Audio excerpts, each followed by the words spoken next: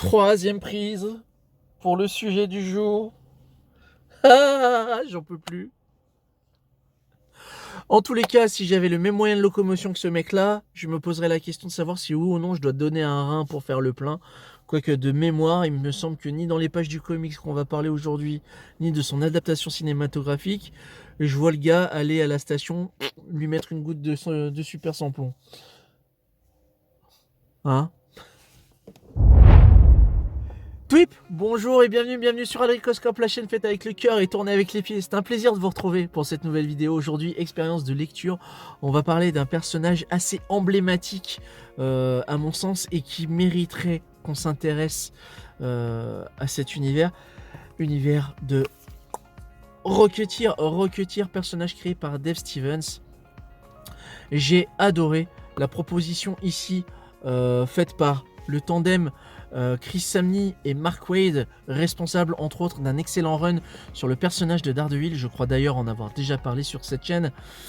Ici, les éditions de Delcourt nous proposent le Cargo Maudit. C'est un récit d'aventure dans la plus pure tradition du genre. C'est vraiment très cool. Je vais vous lire la quatrième de couverture pour vous faire une idée. Le jeune pilote d'avion Cliff Secord a découvert un prototype de fusée dorsale. Aidé de son fidèle Peavy, le mécano hors pair, Cliff réalise le rêve de tout être humain, voler de façon autonome. Mais plus que sauver une fois de plus sa pulpeuse fiancée Betty des griffes de malfrats à la solde d'espions nazis, Cliff va devoir repousser les avances de la belle Sally, mais aussi combattre de monstrueuses créatures venues d'une île mystérieuse qui abritait autrefois un gorille géant. Le Rocketeer de Dave Stevens est un vibrant hommage au pulp et au cinéma hollywoodien des années 30. Cet album marque le grand retour d'une icône des comics pour la première fois depuis la disparition de son créateur en 2008. Et c'est un retour triomphal auquel nous convient Mark Waid et Chris Samney qui parviennent à parfaitement restituer le ton et les ambiances du chef-d'œuvre esthétique de Stevens. C'est vraiment très bon.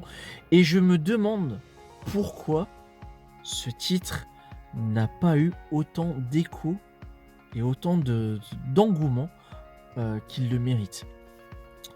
Dans cette histoire, Cliff, donc le pilote et héros que vous voyez ici, va batailler entre maintenir son business à flot alors qu'il est surveillé par un agent de la CIA ou du FBI, je sais plus, je crois que c'est la CIA, qui viennent surveiller ses allées et venues.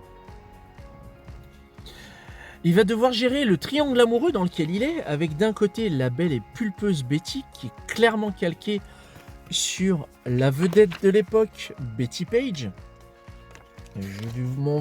Je m'en vais vous montrer cela de ce pas. Betty est là. Et Sally, que vous avez ici. Sally, la petite mécano qui a du caractère et qui est amoureuse de Cliff. Mais Cliff, il le voit pas. Lui, il est amoureux de Sally. Il est amoureux de Betty. Enfin bon, bref, il doit gérer ça. Et puis, en fait, il va surtout, lors de ses patrouilles en tant que Rocketeer, il va devoir gérer l'histoire d'un cargo qui a été commandité par un sale gars. Ouais, on va dire un sale gars. Et ce cargo, en fait, il y a un contenu un peu des plus étranges et des plus hétéroclites. Franchement, on est dans un parfait mélange entre Iron Man et Indiana Jones. Iron Man pour le côté technologie, le mec peut voler, tout ça. Il est pas milliardaire, il galère même un peu. Et le côté Indiana Jones pour le côté ambiance rétro. Et le style de Chris Samney, il marche mais trop bien pour ce type de récit-là.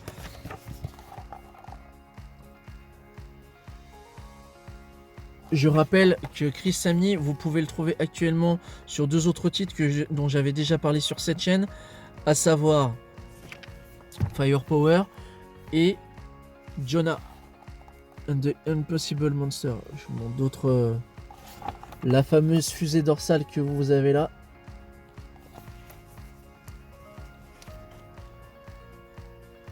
ça marche trop bien. Le récit, il est fluide, il est cool. On est certes en présence de personnages assez manichéens, mais l'histoire est tellement bien racontée et tellement bien foutue. Les dialogues, on est vraiment en présence d'un cousin d'Indiana Jones. Ah, ça, je peux pas vous le montrer, je risque de vous spoiler.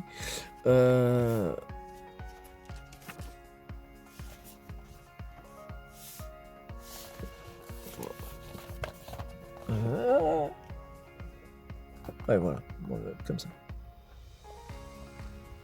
Voilà. C'est vraiment très très bon. Moi, à l'époque de la sortie du bouquin, je suis tombé dessus totalement. Enfin, je suis passé totalement à côté. Je suis tombé dessus par hasard. Je l'ai trouvé en occasion, pour vous dire. Et je le regrette amèrement parce que j'aurais voulu que Rocketeer ait à nouveau puisse avoir un nouvel envol, hein, pour faire une jolie métaphore. Parce que Sammy et Wade sur Rocketeer, c'est caviar. C'est vraiment caviar, c'est vraiment très très bon. Et pour la petite anecdote, moi j'avais découvert le personnage de Rocketeer, non pas dans les pages des comics, mais dans son adaptation cinématographique qui était sortie à l'époque sur Canal+. Le film est pas génial, hein, on va pas se mentir, il est pas foufou. Il y a très peu de séquences de vol, étonnamment. Mais j'en garde un très bon souvenir. Il y a Timothy Dalton qui joue dedans, un des James Bond. Il joue le rôle du méchant et il cabotine à mort. Et ça marche totalement. Et en voyant le film, je voyais le cousinage avec Indiana Jones, mais déjà à l'époque de manière assez importante. Et là, c'est plus que flagrant. J'aime beaucoup, beaucoup Rocketeer. Du coup, je pense que je vais me pencher sur les comics originels de feu Dave Stevens. Si vous connaissez le titre de Rocketeer, que ce soit le film ou les comics, n'hésitez pas à m'en faire part dans les commentaires. J'aimerais bien, je serais curieux de savoir ce que vous en pensez là-dessus. Je sais pas si c'est l'ami Thierry Mornay qui a l'initiative de cette adaptation, mais en tous les cas, si c'est le cas, ben merci et bravo encore à lui, parce que là pour le coup c'est trop bien, c'est trop bien, et je suis un peu frustré de qu'il n'y ait pas de suite. Alors le Cargo Maudit, vous voyez tome 1, il n'y a pas de tome 2, hein. N'allez pas chercher voir s'il y a une suite. Il n'y en a pas. J'ai cherché. Mais ça, c'est une histoire qui se tient en un seul tome. C'était une mini-série sortie aux États-Unis, je crois en 5 ou 6 numéros. Généralement, c'est toujours comme ça que ça se présente. 4 numéros. Cargo of Doom. Cargo of Doom 1 à 4. Voilà. Donc 4 numéros. C'est trop bien. C'est trop bien. C'est une vidéo très très courte, je m'en rends compte, mais en même temps, je ne vois pas quoi vous dire d'autre. Si vous aimez les récits d'aventure, si vous aimez